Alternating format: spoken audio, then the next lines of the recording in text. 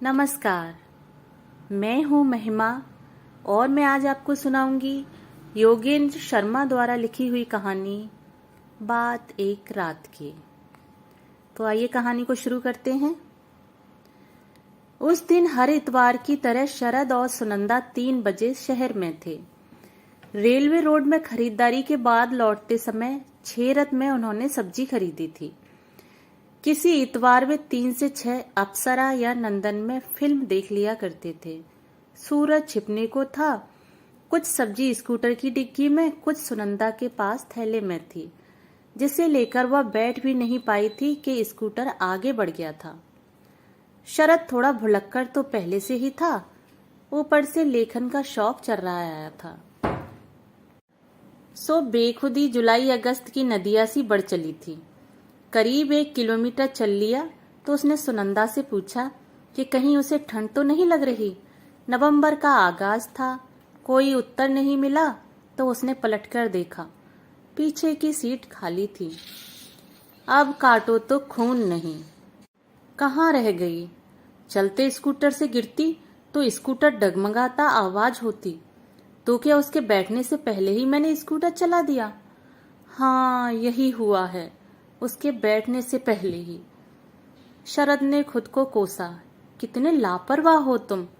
वह सोच रहा था कि सुनंदा सब्जी की दुकान पर इंतजार कर रही होगी।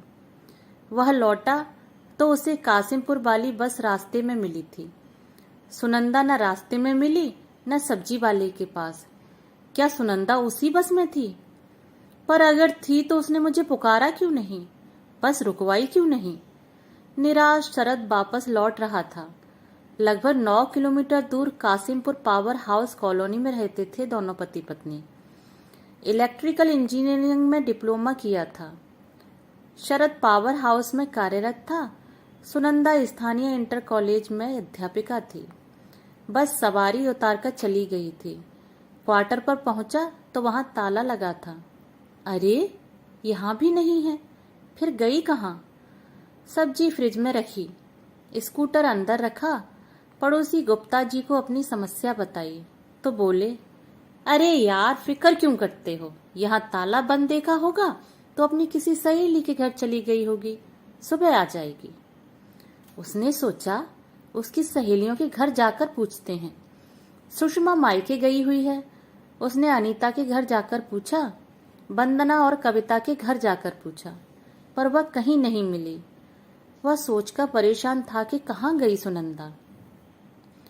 वह हताश परेशान अपने क्वार्टर लौट आया था।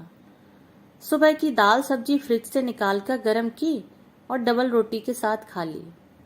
पता नहीं क्यों जब भी हमारा कोई प्रिय कहीं अटक जाए, समय पर घर न लौटे, तो तमाम अप्रिय विचार गली के गुंडों की तरह हमें आ घेरते हैं और अच्छे प्रिय विचार सिर पर पैर रखकर भाग निकलते हैं। उसे सहसा ऐसा लगा कि सुनंदा उससे मदद की गुहार लगा रही है।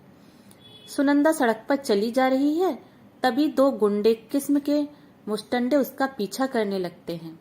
उनमें एक नशीले द्रव वाला रूमाल उसे सुंघा देता है। पीछे से 2 व्यक्ति और आ जाते हैं और बेहोश सुनंदा को गन्ने के खेत में उठा ले गए हैं। फिर प्रिय विचार आया कि सुनंदा ने मुझे पुकारा होगा, फिर पीछे आती बस को हाथ दिया होगा और चढ़ गई होगी। क्वार्टर पर मुझसे पहले आ गई होगी। वहां ताला लगा देखकर अपनी किसी सहेली के घर चली गई होगी। सुबह तक आ जाएगी। रात के 9:15 बजे हैं। पेट की भूख तो शांत हो गई है, पर दिमाग में विचारों की रेलम पेल थमने का नाम नहीं ले रही। चलो बुद्धू बक्से से ही समय काटा जाए। खबरें आ रही हैं, पाकिस्तान की गोलीबारी से 2 जवान और 3 नागरिक मारे गए हैं। सरकार ने विरोध व्यक्त करने की औपचारिकता निभा दी है। पहाड़ी रास्ते में एक बस खाई में गिर गई थी। लगभग 35 यात्री काल के गाल में समा गए थे। एक 6 वर्षीय बालिका का क्षत विक्षत का शव गन्ने के खेत में बरामद।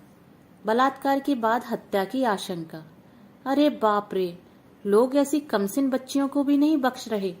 मेरी सुनंदा तो जवान और खूबसूरत है, अभी 20 वसंत ही देखे हैं।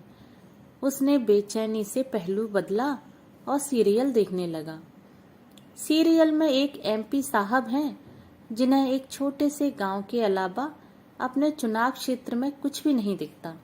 वह 7-8 लाख की जनसंख्या के नेता हैं, लेकिन एक अबोध बंधुआ मजदूर लड़की की जान के पीछे हाथ धोकर पड़े हैं। अजीब परिवार है उनका। बाप बेटे को कत्ल करने को तैयार है और बेटा बाप की हत्या को तत्पर है। बहन भाई की हत्या करने को है तो भाई भी बहन की हत्या का इच्छुक है। वाह, हमारा बुद्धू बक्सा समाज के सामने कितना आदर्श परिवार एक अनुकरणीय उदाहरण प्रस्तुत कर रहा है। चैनल बदला तो सास बहू का सीरियल आ रहा था। नायिका खलनायिकाओं के गैंग से घिरी रहती है। उसके आंसू कभी थमते ही नहीं थे और हंसी जाड़े की धूप सी अल्पजीवी थी। टीआरपी के अलावा ये लोग विज्ञापन रोग से भी पीड़ित हैं। आज हम टीवी के साथ विज्ञापन नहीं, विज्ञापनों के साथ टीवी देखते हैं। अगर 4 घंटे टीवी देखो तो 2 घंटे विज्ञापन झेलो। एक ही विज्ञापन कम से कम 30 बार देखो। वह प्रयास करके हार गया था। हर बार वही चित्र बन रहा था कि 4 मुस्टंडे मिलकर उसकी सुनंदा के साथ ज्यादती कर रहे हैं। क्या करें, बेचैनी के कारण गैस जैसे ऊपर चढ़ रही थी। नवंबर का महीना था, लेकिन उसे पसीना आ रहा था। एक गिलास पानी पिया, कमरे से बाहर निकला। पतला सा चांद आसमान में मुंह चिढ़ा रहा था। फिर उसे याद आया 2 सीडी उसने छुपा कर रखी थी। एक सुंदर सुडौल शरीर वाली युवती 3 युवकों के साथ मग्न थी। कुछ हंसी मजाक भी करती जा रही थी। सहसा वही चित्र दिलो दिमाग में ताजा हो गया था। ऐसा लगा जैसे वह सुंदर युवती सुनंदा है और चीख रही है, मदद की गुहार लगा रही है। फिर उसे याद आया कि आज तो उसने काले रंग का ब्लाउज पहना था, जिसमें पीछे एक बड़ी सी खिड़की थी, जिसके ऊपर रेल के डिब्बे से लटकती हुई चैन का एक फुंदना लटका हुआ था। विश्वामित्र जैसे ब्रह्म ऋषि भी फिसल गए थे। बेचैनी में गैस ऊपर चढ़ रही थी, बार बार डकार आ रही थी। फिर उसे याद आया पुदीन हरा कैप्सूल। 2 कैप्सूल के साथ एक गिलास पानी पिया। थोड़ी देर वज्रासन में बैठा। अब वह दूसरी सीडी देख रहा था। इसमें 3 स्त्रियां, 1 पुरुष। उसके दिमाग में वह चित्र आ बिराजा था। असहाय चीखती चिल्लाती सुनंदा और उसे अपनी हवस का शिकार बनाते 4-4 मुस्टंडे। घबराकर उसने वही सीडी दोबारा चला दी। घड़ी की ओर देखा, 3:15 बज रहे थे। अकस्मात उसे लगा कि जैसे सुनंदा उसके सामने खड़ी है। फटा हुआ ब्लाउज, बाल बिखरे हुए, हाँपती कांपती। शरद, मैं लुट गई शरद। मुझे जहर दे दो, मैं मरना चाहती हूँ, इज्जत की मौत। वह संशयग्रस्त सा खड़ा है, कि कर्तव्य विमूढ़। ऐसा लगा कि उसकी आत्मा एक सजग पत्रकार की तरह उसका साक्षात्कार ले रही है। कहिए श्रीमान शरद कुमार, इस अपवित्र स्त्री को स्वीकार करेंगे? क्या करूं, सोचता हूं लोग क्या कहेंगे। बाहर निकलना दोपहर हो जाएगा। अरे, जिसकी जेब कटी, डकैती, राहजनी जिसके साथ हुई, क्या उसे ही दंड दोगे? उन मरखने साणों के तो बाल टेढ़े कर नहीं पाते। यह समाज तो सदा कमजोर के गाल पर ही थप्पड़ मारेगा। नहीं, मैंने अग्नि को साक्षी मानकर उससे विवाह किया है। मैं मर्यादा पुरुषोत्तम की तरह अपनी सुनंदा को वनवास नहीं दूंगा। मैं तो उस धोबी को 2 थप्पड़ मारूंगा और पूछूंगा कि उसका पति अभी जिंदा है। वह कौन होता है कि किसी की पत्नी को चरित्र प्रमाण पत्र देने वाला। करीब 5:30 बजे उसे कुर्सी पर बैठे बैठे नींद आ गई थी। लगभग 6:30 बजे द्वार पर घंटी बजी थी। अरे, वह आ गई। सोचते हुए उसने झपट कर सीडी प्लेयर बंद किया और द्वार खोला, और वाकई वह आ गई थी। वह सुनंदा ही थी, उसकी अपनी सुनंदा। न उसका ब्लाउज फटा था और न बाल बिखरे थे। सब्जी का थैला और बैग जमीन पर पटका और शरद को मुस्कुराकर देखा।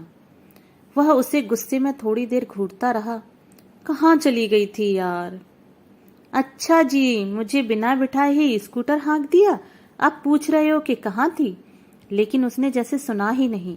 उसे बाहों में भरकर ऐसे भींचा कि वह चिल्ला पड़ी। अरे मारोगे क्या? अरे मरी। अरे सुनो, तुम्हें 2 बार पुकारा, फिर बस आ रही थी। पीछे से उसे हाथ दिया और आ गई। अच्छा, अब तो बता दो कि किसके घर गई थी। तुम्हारी सहेलियों के घर पूछ आया, और यह बताओ कि तुम बस में थी तो मुझे पुकारा क्यों नहीं। अरे बाबा, सुषमा के घर गई थी और बस ठसाठस भरी थी, बाहर कोहरा था। अच्छा, सुषमा के घर? पर वह तो मायके गई थी।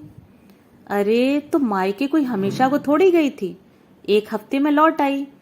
मैं बैग और थैला लिए जा रही थी तो अपने द्वार पर खड़ी मिल गई। बोली कि ये तो लखनऊ गए हैं, आज तू ही बिस्तर गर्म कर दे।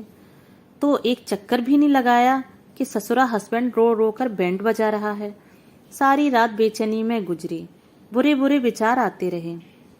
आई थी करीब 7 बजे, ताला बंद था, वापस चली गई। सुषमा ने भी कह दिया कि जागने दे बच्चू को, बीबी बैठी है या नहीं, बिना देखे चल दिए, बीबी का ध्यान रखना सीख जाएंगे। अच्छा, ऐसा कहा उस काली कलूटी ने? ठीक है, जा चली जा उसी के पास। अरे कैसी बात करते हो, मैं तो मजबूरी में उसके घर रही, मैं तो तुम्हारी चीज हूं, मैं क्यों कहीं जाऊं। वैसे रात में नीली वाली सीडी देख रहे थे, मैं आई तभी सीडी प्लेयर बंद किया है ना। इतराते हुए सुनंदा ने कहा और गोरी बाहों का हार शरद के गले में डाल दिया। तो इसी बात पर मीठा मुंह तो करा दो। थोड़ी देर बाद सुनंदा चाय बनाने चली गई थी। शरद को एक पुराना गाना याद आ रहा था, संसार की हर शय का इतना फसाना है, एक धुंध से आना है, एक धुंध में जाना है। दरअसल जिंदगी एक कोहरे से भरी सड़क पर चलना ही तो है, 2-4 मीटर दूर का भी दिखाई नहीं देता, पता नहीं कौन सा वाहन सामने से आ जाए। जीवन का भी क्या पता अगले पल क्या होगा, पता नहीं अगले पल कौन सी बाधा सामने आ जाए। हर बाधा मुसीबत अपना टैक्स लेती, कर्ज वसूलती है। जैसे कुछ समय शारीरिक मानसिक कष्ट या धन, जैसे कल ही उसकी एक भूल उसकी एक रात का चैन ले गई थी। दोस्तों, अगर कहानी पसंद आए तो मेरे चैनल को सब्सक्राइब कीजिए और मेरी वीडियो को लाइक और शेयर करना ना भूलें। कहानी सुनने के लिए धन्यवाद।